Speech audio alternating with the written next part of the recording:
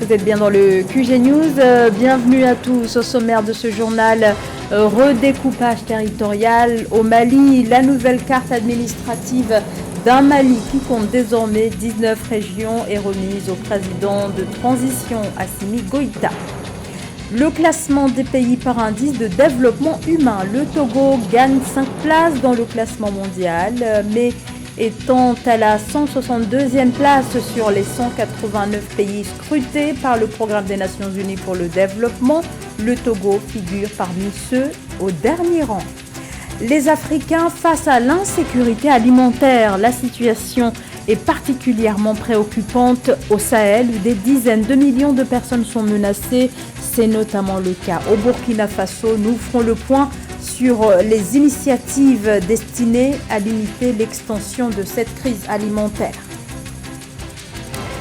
Mais tout d'abord, les résultats provisoires des élections législatives, régionales et municipales en Mauritanie qui ont eu lieu le 13 mai dernier.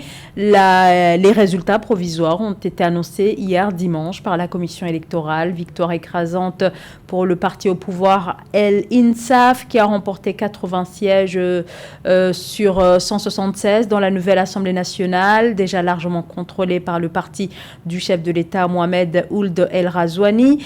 Une dizaine de formations membres de la mouvance présidentielle en ont obtenu 36 et l'opposition, quant à elle, a décroché 24 sièges, dont 9 pour la principale formation de l'opposition, Tewassoul. Et au niveau du déroulement des élections, l'opposition dénonce des fraudes énormes lors des scrutins auxquels 25 formations politiques étaient en lice. La décision est qualifiée de provocation inacceptable par son parti. En Côte d'Ivoire, Laurent Gbagbo est toujours radié de la liste électorale publiée samedi dernier. Si l'ancien président a été acquitté par la justice internationale de crimes contre l'humanité, il reste sous le coup d'une condamnation à 20 ans de prison en Côte d'Ivoire pour le braquage de la Banque centrale des États d'Afrique de l'Ouest en 2011. Cette condamnation prononcée en 2018 alors qu'il était emprisonné à La Haye avait entraîné la déchéance de ses droits civiques et politiques et donc sa radiation des listes électorales et la grâce accordée par le chef de l'État, Alassane Ouattara, l'an dernier dans cette affaire ne change pas ce statut. L'ancien président Laurent Gbagbo ne pourra donc pas prendre part au vote lors des élections locales prévues le 2 septembre 2023.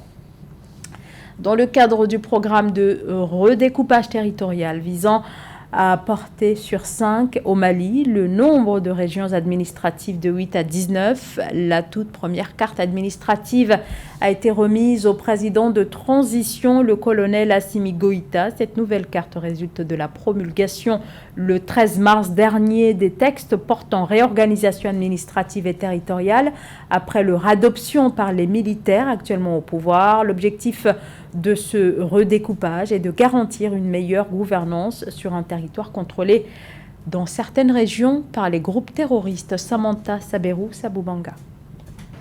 Remise ce 19 mai 2023 de la nouvelle carte administrative au président de la transition malienne, le colonel Assimi Goïta. Cette cérémonie a enregistré la présence du Premier ministre, du président du Conseil national de transition, des présidents des institutions de la République, des gouverneurs des régions et des maires. Le président Goïta est convaincu que cette nouvelle carte administrative contribuera à la refondation de l'État pour une gouvernance forte et efficace. Cette nouvelle carte administrative va beaucoup aider non seulement les autorités, mais aussi les populations, les chercheurs d'une manière générale dans leur activité quotidienne. Avec en priorité, je pense en priorité, notamment dans le domaine de la défense et de la sécurité.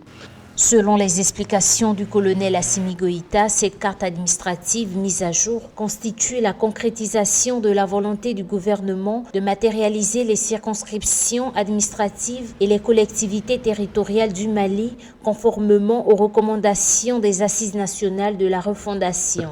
Donc bref, cette nouvelle carte administrative vient à point nommé afin de prendre en compte les évolutions qui ont eu lieu, car la carte administrative du Mali n'a pas été mise à jour depuis plusieurs décennies. Donc, il s'agit là donc d'une occasion de prendre en compte ces nouvelles évolutions et de permettre aux plus hautes autorités d'avoir un outil d'aide à la décision précieux. Rappelons que cette remise intervient à la suite de la promulgation le 13 mars 2023 des textes de la réorganisation administrative et territoriale après leur adoption par le Conseil national de transition. Ainsi, le Mali compte désormais un district Bamako, 19 régions, 159 cercles, 474 arrondissements, 815 communes, 12 641 villages, fractions et quartiers. Bien qu'il gagne 5 places, le Togo continue d'occuper les derniers rangs du palmarès de l'indice de développement humain. Le pays d'Afrique de l'Ouest est à la 162e position au niveau du classement des pays par indice de développement humain.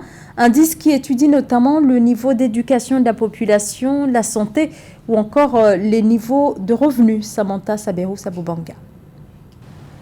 Selon le nouveau rapport du Programme des Nations Unies pour le développement PNUD, le Togo a gagné 5 places avec un indice de développement humain IDH passant de 0,515 en 2019-2020 à 0,539 en 2021-2022. Cette évolution a été présentée au grand public ce 19 mai par l'agence onusienne lors du lancement officiel du rapport au Togo.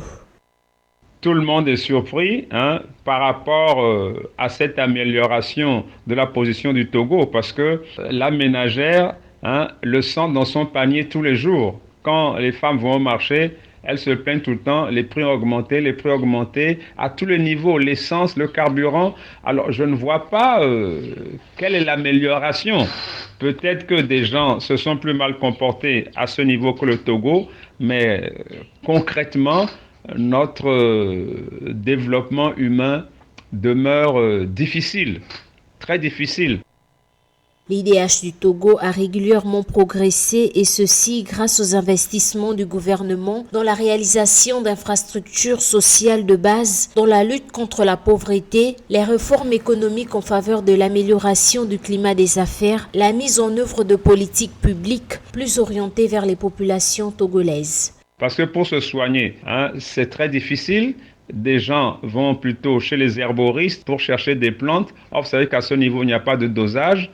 Pour aller faire les courses, l'essence, le transport, tout augmente et tout a augmenté. Et l'État demeure impuissant pour enrayer cette spirale descendante. Donc, c'est pour vous dire que cette position du Togo est surprenante. Donc, il faut considérer qu'elle est plutôt stationnaire, puisque les choses n'évoluent pas. Ou tout simplement que d'autres se sont moins bien comportés que le Togo. Le Togo se classe sur le plan mondial au 162e rang contre 167e au dernier rapport. Il occupe le 2e rang des pays de l'UEMOA, ceux derrière la Côte d'Ivoire, 159e.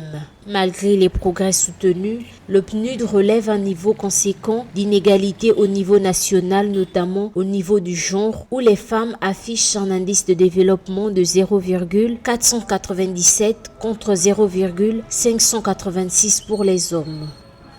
La malnutrition concerne près de 300 millions de personnes en Afrique. La situation est catastrophique car la crise est en passe d'atteindre son niveau le plus élevé depuis 10 ans, notamment en Afrique de l'Ouest.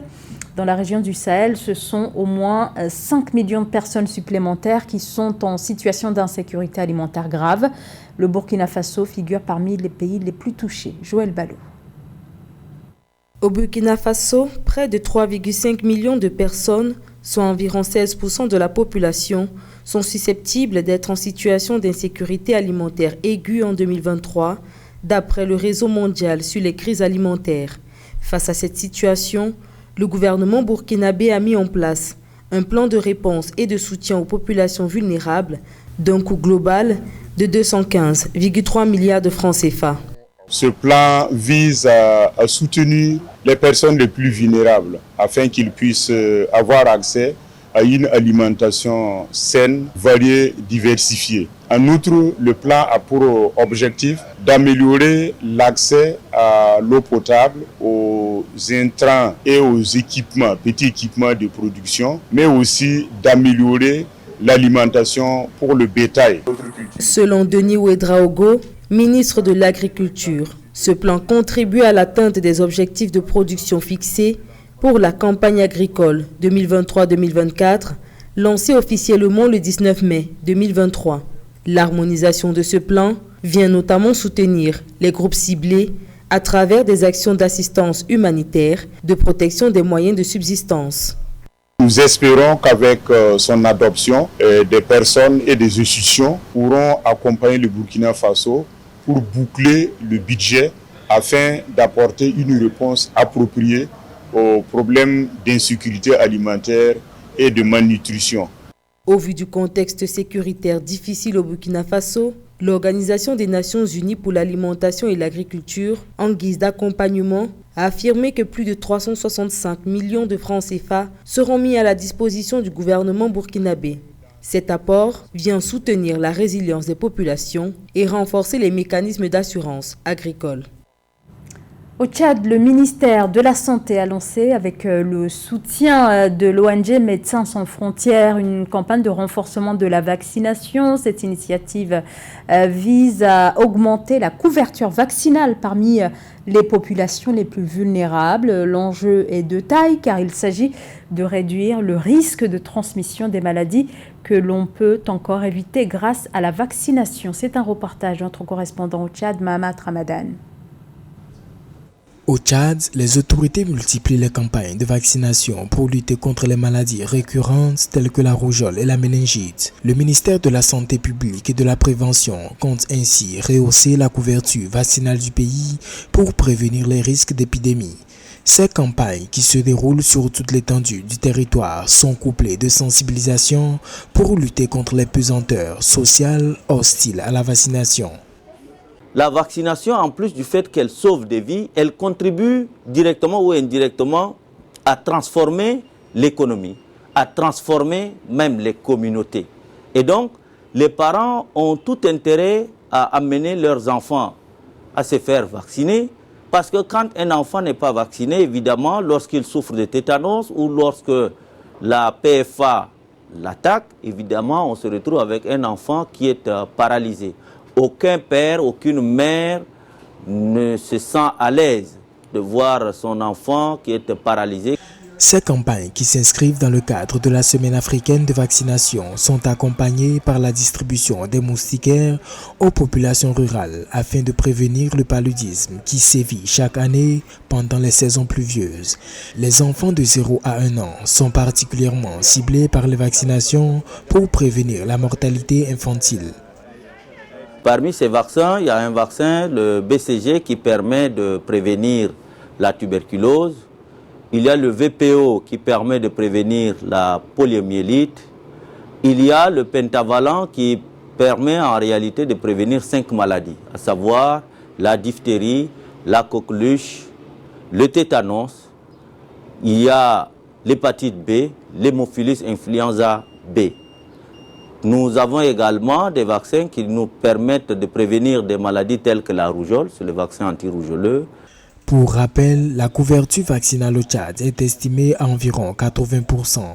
Les autorités en charge de la santé et leurs partenaires espèrent relever le taux vaccinal à 95% dans les 5 prochaines années pour protéger efficacement les populations contre les épidémies. Canon sportif de Yaoundé s'est imposé face à Gazelle de Garoua, double tenant du titre lors de la deuxième journée des play-offs du championnat camerounais de football. Une victoire pour le Canon sportif qui n'avait plus droit à l'erreur. Reportage entre correspondants Narcisse Ouma. La passion était encore à son comble ce jeudi 18 mai lors de la deuxième journée des play-offs au stade de la réunification des Douala, avec plus de 31 000 spectateurs selon les organisateurs. Pour cette deuxième journée des play-offs disputée au stade Omnisport de Douala, Canon sportif de Yaoundé s'est imposé par 2-0 face à Gazelle Foot Academy de Garoua dans le premier match. 2 buts de Emmanuel Mahop et Paul-Henri Tike ont permis au club de Nkolondongo de se relancer dans la compétition après un faux pas à la première journée face à Bambutos de Mbouda, enterrant par la même occasion les espoirs de Gazelle Foot Academy de Garoua. Grâce à cette victoire, Canon Sportif de Yaoundé se lance dans la course au titre et les poulains du coach Suleiman tenteront d'aller dimanche 21 mai arracher la victoire face à Coton Sport de Garoua, leader de ces playoffs. Le choc de la deuxième rencontre a tourné à l'avantage de Coton Sport de Garoua face à Bamboutos de Mbouda par un score d'1-0. Sur le plan tactique, c'est le coach Bissek de Coton Sport de Garoua qui a remporté ainsi son défi face à Clément Aroga dans ce duel de Galactique entre Coton Sport de Garoua et Bamboutos de Mbouda. Les matchs comme ce genre de match, je pense qu'il faut tactiquement et physiquement faut être en place. Donc c'est ce que nous avons essayé de faire pour les contrer. En effet, les poulains du coach Clément Aroga n'ont pas pu produire le football galactique qu'ils ont développé lors de la première journée contre le Canon Sportif de Yaoundé. Le bloc défensif de Coton Sport amené par le capitaine Chez Malone a contenu tous les assauts des joueurs de Bamboutos et les attaquants ont été muselés par une défense de Coton au grand jour. Damen Bouba, bien servi par Patient Wassou, marque le unique but de la rencontre en seconde période. C'est un match difficile, c'est des matchs qui se jouent dans les détails. Vous avez vu ce but marqué par Coton, c'était des détails. Une inattention de ma défense et ça fait en sorte qu'ils ont pris un but. Avec cette deuxième victoire d'affilée, Coton Sport de Garoua prend la tête de ce mini tournoi avec un total de 6 points. Et la dernière journée s'annonce très décisive pour Coton Sport de Garoua avec 6 points. Bamboutos 3 points. Canon Sportif 3 points. Et enfin, Gazelle Football Académique 0 points pour 2 matchs disputés. Pour cette dernière journée prévue ce dimanche 21 mai, Bamboutos de Mbouda sera opposé à Gazelle Foot Academy. Et dans l'autre rencontre, Coton Sport aura besoin d'un match nul pour terminer champion du Cameroun pour la saison 2022-2023 et remportera dans la même occasion la bagatelle somme de 50 millions de francs CFA. Et c'est ainsi que se termine ce journal. On se retrouve tout à l'heure pour la suite de l'actualité.